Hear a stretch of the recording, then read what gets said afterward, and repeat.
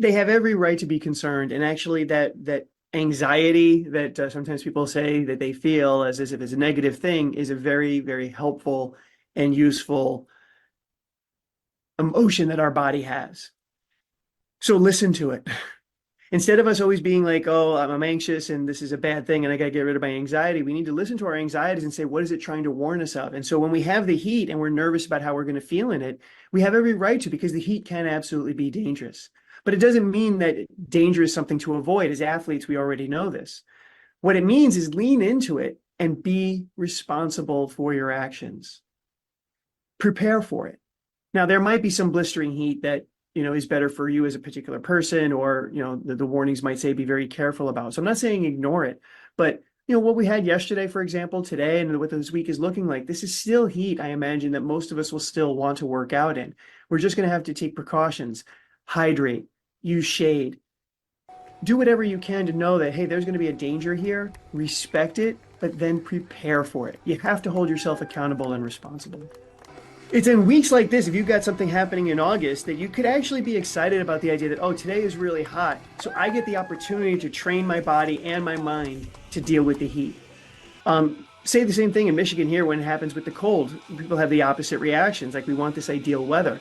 But when the weather is really tough and adverse, you really want to use it as a time in your training to say, how am I going to focus on it? How do I most of all prepare, like we had said earlier, prepare for what this heat is going to be, what I might feel, my hydration, my nutrition, things of that nature.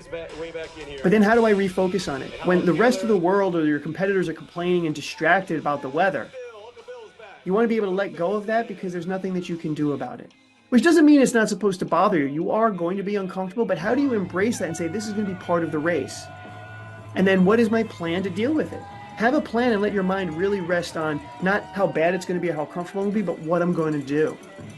And open yourself up and be willing to feel the discomfort, the sweat, the fatigue in service of the goal that you have. That's really the most critical part of the mental toughness for heat. And so I would be careful even in the way that you're asking yourself, well, how am I going to get through this? If it's a desire to make it easier, you're in the wrong direction. You're going the wrong way. So it really starts off with, again, that attitude of what's this goal worth? What am I willing to pay for it? Rather than relief, it's a concept of what I call willingness. If I really want to do well in this race, I'm going to be willing to sweat, to hurt, to feel pain. If I want to go faster than I've ever gone, I'm willing to feel more pain than I've ever felt. So it's really working on that attitude in your mind day by day with each of the workouts, where you're changing your relationship with whether it be the physical pain, the heat, the cold, and you're seeing that it's serving you in some way. This is not positive thinking. This isn't a way of taking something negative and making it a positive. It can stay negative, but it has value. And that's where most of my clients and athletes are missing it. When this heat comes out and it's harder, you in your heart want to say, this is an opportunity for me to do hard things. And by doing hard things, I'm going to become stronger and grow and get faster. Well, in general, sleep is your number one performance enhancer. This is a big thing. I with my athletes, if they're getting like 6 hours of sleep, I won't even do any mental training until I'm getting their sleep up, because every organ in your body and every process of your body is affected by sleep. So if you really want to be enhancing your performance, you're going to be getting solid 8-9 hours of sleep every night.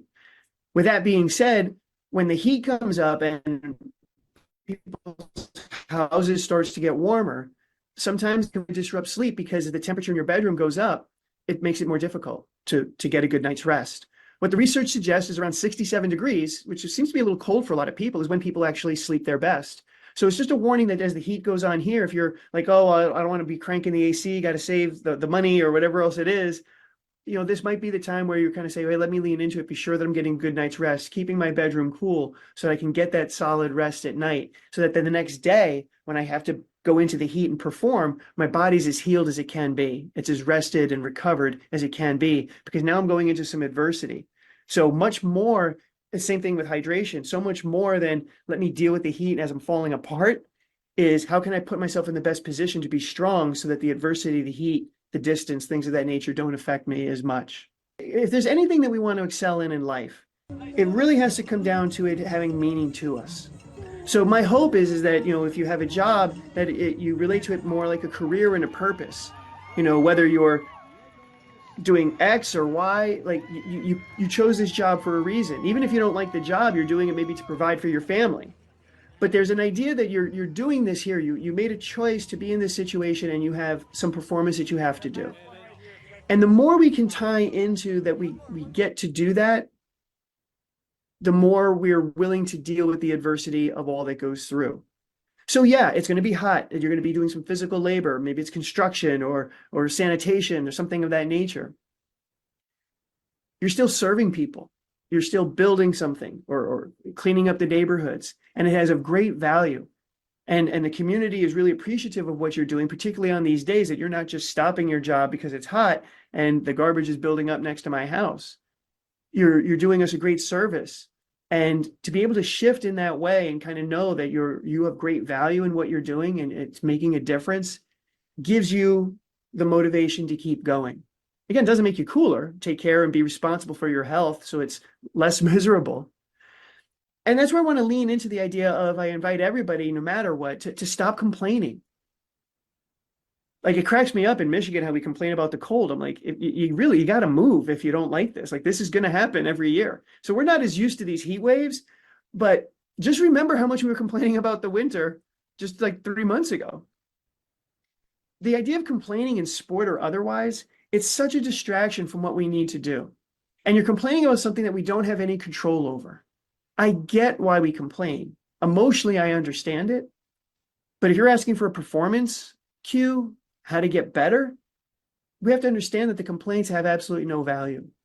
It serves as a distraction. It's focusing on what's going wrong. And if I'm focused on that, I can't focus on what I need to do or my performance or my gratitude for what I get to do at the same time. So going back to the first point that we had made, we got to be responsible not only for our behaviors to prepare for the heat, but for our mindset. We have thoughts that just pop in. We can't control those, but it's our job to decide, am I going to ruminate on this and keep thinking about it and keep complaining and keep worrying? Or am I going to choose my response to do something about it and focus on something that's going to be more helpful? That's a skill that can be trained and developed, and I encourage people to practice that.